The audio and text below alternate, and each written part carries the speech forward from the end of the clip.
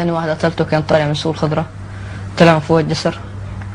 قال لي يلا وهذا انت بدك تقتله بدون ما مد ايدي عليك. بعد أسطورة حمزة الخطيب التي أذهلت السوريين وكل من تابعها، طفل يطل على شاشة النظام، لكن تهمته لم تكن التحرش بنساء الضباط والاعتداء عليهن، بل قتل 32 شخصا قنصا، وكأنما تسمعه وتشاهده قصة من قصص الأساطير والخرافات. وقفت ضليت برجف، أول واحد بقتله هذا ضليت برجف شيء يقول لي اضربه لا تخاف، قام كمش ايده وضربه.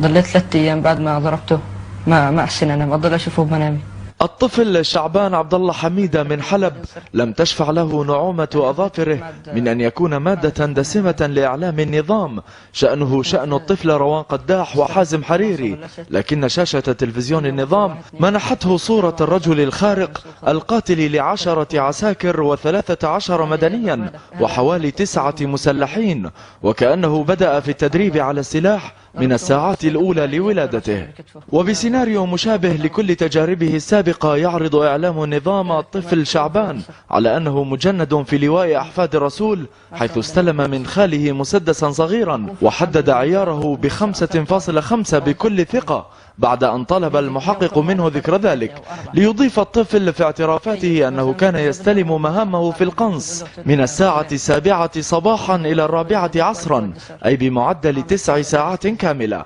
وكأنه يعمل دون أن ينتبه التعب في عمل قد يرهق المحترفين. كانوا يطلعوا عساكر من الطرف الغربي أضرب عليهم، يطلعوا مدنية من الفرن مثلا مخبز أو جايين هيك ما بيعرفوا أن الشارع هذا مسكر، كنت أضرب عليهم.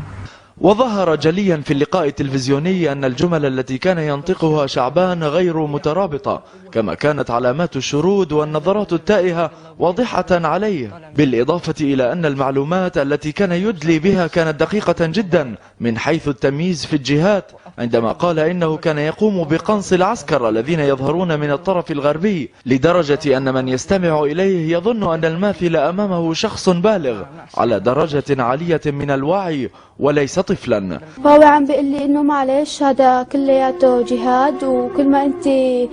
وبذلك يكون إعلام المقاومة والممانعة أضاف ضحية جديدة إلى قائمة طويلة من ضحاياه تتضمن عدة أسماء أبرزها زينب الحصني، طل الملوحي، روان قداح، سارة العلو، حازم الحريري، ليندا عطلة، وآلاء مورلي، في رسالة مفادها أن شبيحة إعلام النظام لم يرتووا بعد من جرائمهم الإعلامية. كيف لما كنت تفوكس او لما كنت تزوم وتربي شو كنت تحكي، شو كان هيك تفكر ببالك؟ أنا قبل ما أضرب على البني آدم كنت أسمي عليه 3 مرات وأضرب عليه.